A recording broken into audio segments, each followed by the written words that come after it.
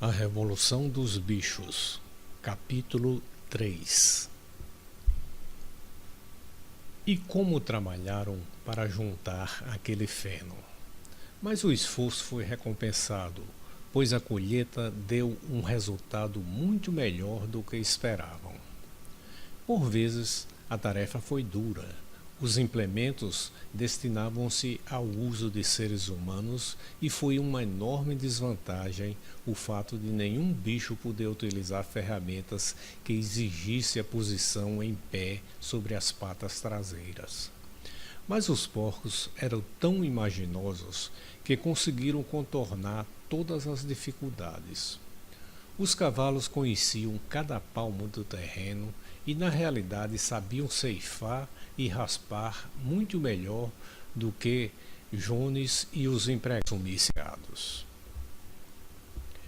Os porcos não trabalhavam propriamente, mas dirigiam e supervisionavam o trabalho dos outros. Donos de conhecimentos maiores, era natural que assumissem a liderança. Sansão e Quitéria atrelavam-se à ceifadeira ou à grade, naturalmente não havia mais necessidade de freio e rédeas, e andavam pelo campo para lá e para cá, com um porco atrás gritando: "Eia, camarada!" ou "À volta, agora, camarada!", conforme o caso, e cada animal, até os mais modestos, trabalhou para colher e juntar o feno. Até os patos e as galinhas andavam o dia inteiro sob o sol, carregando no bico pequeninos feixes de pão. Enfim, terminaram a colheita 2 dias antes do tempo que Jones e seus empregados normalmente levavam. Mas, além disso, foi a maior colheita que jamais se realizara ali. Não houve qualquer desperdício. As galinhas e os patos, com sua vista penetrante, juntaram até o menor talinho, e nenhum animal na granja roubou sequer um bocado. Durante todo aquele verão, o trabalho da granja andou como um relógio. Os bichos felizes como nunca. Cada bocado de comida constituía um extremo prazer. Agora que a comida era realmente deles, produzida por eles e para eles, em vez de distribuída em pequenas quantidades por um dono cheio de má vontade, eles ficaram muito felizes. Não possuíam ausentes os inúteis parasitas humanos, mas cobrava para cada um. Havia também mais lazer, muito embora os animais fossem inexperientes nisso. Encontraram muitas dificuldades, por exemplo, no fim do ano, quando colheram os cereais, foram obrigados a pisá-los à moda antiga e soprar as cascas, pois a granja não possuía uma debulhadeira, mas os porcos, com a inteligência, e Sansão, com seus músculos fantásticos, sobrepujavam-nas. Sansão era a admiração de todos. Já era o trabalhador no tempo de Jones, agora como que valia por 3. Dias houve em que todo o trabalho da granja parecia recair sobre seus fortes ombros. Da manhã à noite, lá estava ele, puxando e empurrando, sempre no lugar onde o trabalho era mais pesado. Fizeram um trato com um dos galos para ser chamado meia hora mais cedo que os demais, todas as manhãs, e empregava esse tempo em trabalho voluntário que parecesse mais necessário. Sua solução para cada problema, para cada contratempo, era: "Trabalharei mais ainda", frase que adotara como seu lema particular. Cada qual trabalhava de acordo com sua capacidade. As galinhas e os patos, por exemplo, economizaram 5 baldes de trigo na colheita, juntando os grãos extraviados. Ninguém roubava, ninguém resmungava a respeito das rações. A discórdia, as mordidas, o ciúme, coisas normais nos velhos tempos, tinham quase desaparecido. Ninguém se esquivava ao trabalho, ou quase ninguém. É bem verdade que Mimosa não gostava de levantar cedo e costumava abandonar o trabalho antes dos demais, sob o pretexto de estar com uma pedra encravada no casco. E o comportamento do gato era um tanto estranho. Em seguida, notou-se que ele nunca podia ser encontrado quando havia trabalho por fazer. Desaparecia durante várias horas consecutivas e voltava a aparecer à hora das refeições ou à tardinha, após o fim dos trabalhos, como se nada houvesse acontecido. Apresentava, porém, desculpas tão boas e rosnava de maneira tão carinhosa que era impossível não crer em suas boas intenções. O velho Benjamin, o burro, nada mudara após a Revolução. Executava sua tarefa da mesma forma, obstinadamente, lenta, com o que fazia nos tempos de Jones. Não se esquivava ao trabalho normal, mas nunca era voluntário para extraordinários. Sobre a Revolução e seus resultados, não emitia opinião. Quando lhe perguntavam se não era mais feliz agora que Jones se havia ido, respondia apenas: os burros vivem muito tempo. Nenhum de vocês jamais viu um burro morto. E os outros tinham que contentar-se com essa obscura resposta. Aos domingos não se trabalhava. A refeição da manhã era uma hora mais tarde, e depois dela havia uma cerimônia que se realizava todas as semanas indefectivelmente. Começava com o hasteamento da bandeira. Bola de Neve achara, no depósito, uma velha toalha verde de mesa e pintara no centro, em branco, um chifre e uma ferradura. Essa era a bandeira que subia ao topo do mastro todos os domingos pela manhã. O verde da bandeira, explicava Bola de Neve, representava os verdes campos da Inglaterra, ao passo que o chifre e a ferradura simbolizavam a futura República dos Bichos, cujo advento teria lugar no dia em que o gênero humano enfim desaparecesse. Após o hasteamento da bandeira, iam todos ao grande celeiro para assistir a uma assembleia geral conhecida como a reunião. Lá planejavam o trabalho da semana seguinte e discutiam as resoluções. Estas eram sempre apresentadas pelos porcos. Os outros animais aprenderam a votar, mas nunca conseguiram imaginar uma resolução por conta própria. Bola de Neve e Napoleão eram sempre mais ativos nos debates. Notou-se, porém, que dois nunca estavam de acordo. Qualquer sugestão de um podia contar, na certa, com a oposição do outro. Mesmo quando se resolveu, coisa que em si não podia sofrer a objeção de ninguém, que o potreiro situado além do pomar seria reservado para os animais aposentados, houve uma agitada discussão a respeito da idade de aposentadoria para cada classe de animal. A reunião era encerrada sempre com o hino Bichos da Inglaterra, e à tarde destinava-se à recreação. Os porcos reservaram o depósito de ferramentas para a sede da direção. Ali, à noite, estudavam mecânica, carpintaria e outras artes necessárias em livros trazidos da Casa Grande. Bola de Neve ocupava-se também da organização dos outros bichos por meio dos chamados comitês de animais. Formou o Comitê da Produção de Ovos para as galinhas, a Liga das Caudas Limpas para as vacas, o Comitê de Reeducação dos Animais Selvagens, cujo objetivo era domesticar os ratos e os coelhos, o Movimento Pró Mais Branca, que congregava as ovelhas, e outras mais, além da criação de classes para ensinar a ler e escrever. No conjunto, esses projetos foram um fracasso.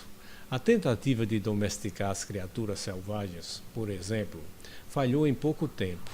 Elas continuaram a portar-se como dantes e simplesmente tiravam vantagem do fato de serem tratadas com generosidade.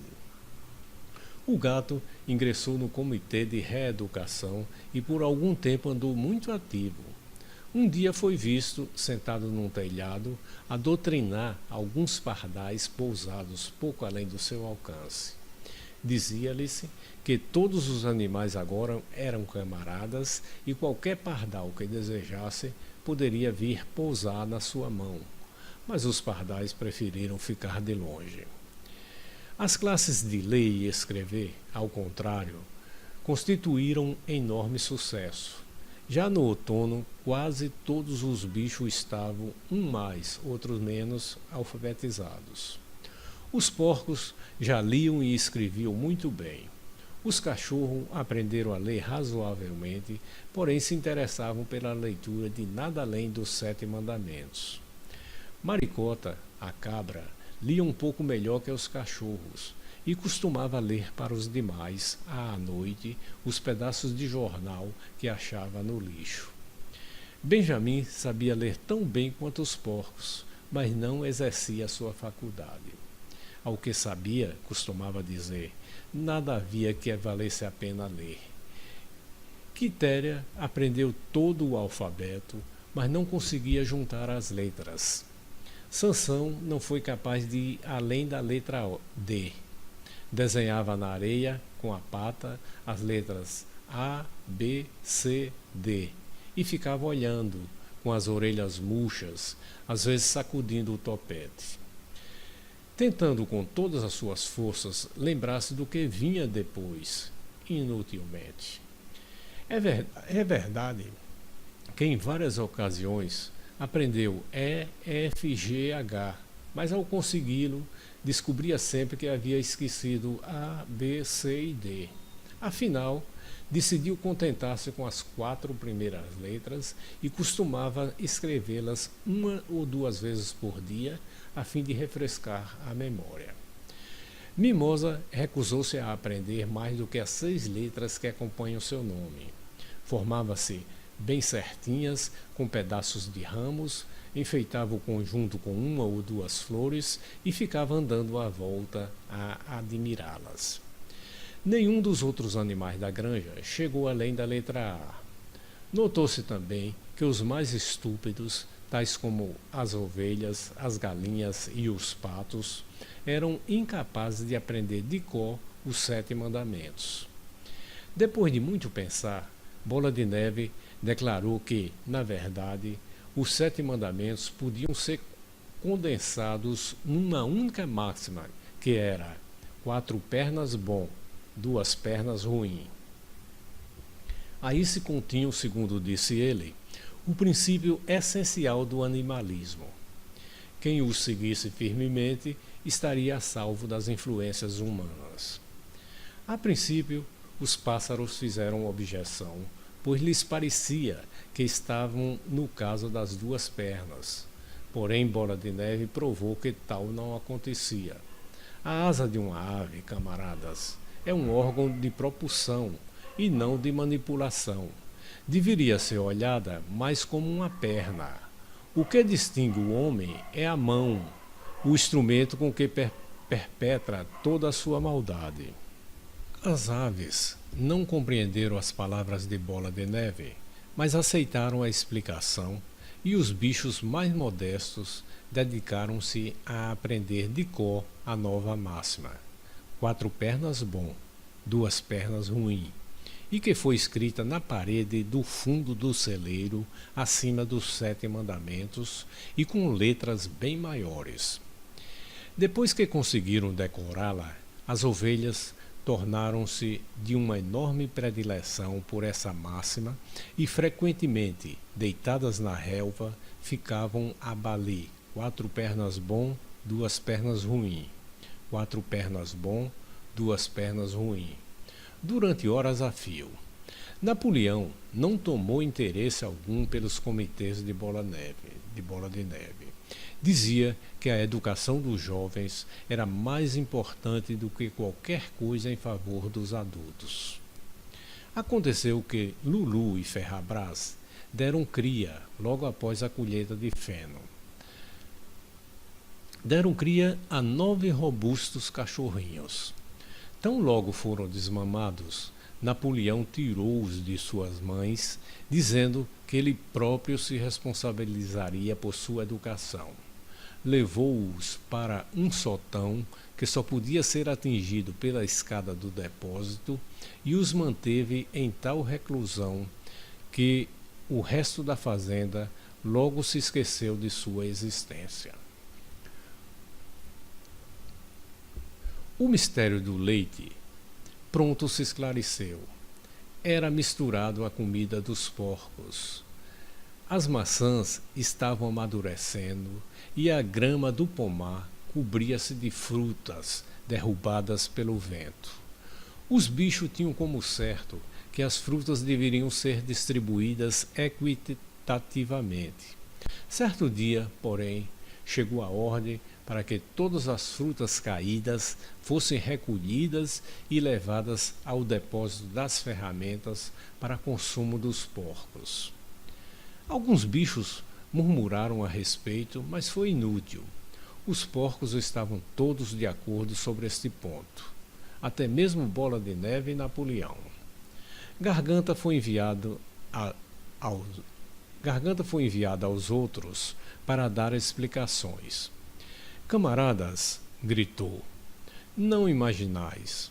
Suponho que nós, os porcos, fazemos isso por espírito de egoísmo e privilégio. Muitos de nós até nem gostamos de leite e de maçã. Eu, por exemplo, não gosto. Nosso único objetivo, ao ingerir essas coisas, é preservar nossa saúde. O leite e a maçã, está provado pela ciência, camaradas, contém substâncias absolutamente necessárias à saúde dos porcos. Nós, os porcos, somos trabalhadores intelectuais. A organização e a direção dessa granja, repousam sobre nós. Dia e noite velamos por vosso bem-estar. É por vossa causa que bebemos o leite e comemos aquelas maçãs. Sabeis o que sucederia se os porcos falhassem em sua missão? Jones voltaria.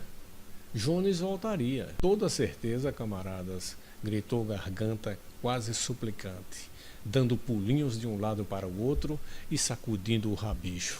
Com toda certeza, não há dentre de vós quem queira a volta de Jones. Ora, se algo havia sobre o que todos os animais estavam de acordo, era o fato de que nenhum desejava a volta de Jones. Quando o assunto lhes foi posto sob essa luz, não tiveram mais o que dizer. A importância de manter a boa saúde dos porcos tornou-se óbvia. Foi, portanto, resolvido sem mais discussões que o leite e as maçãs caídas, bem como toda a colheita de maçãs quando amadurecessem, seriam reservadas para os porcos.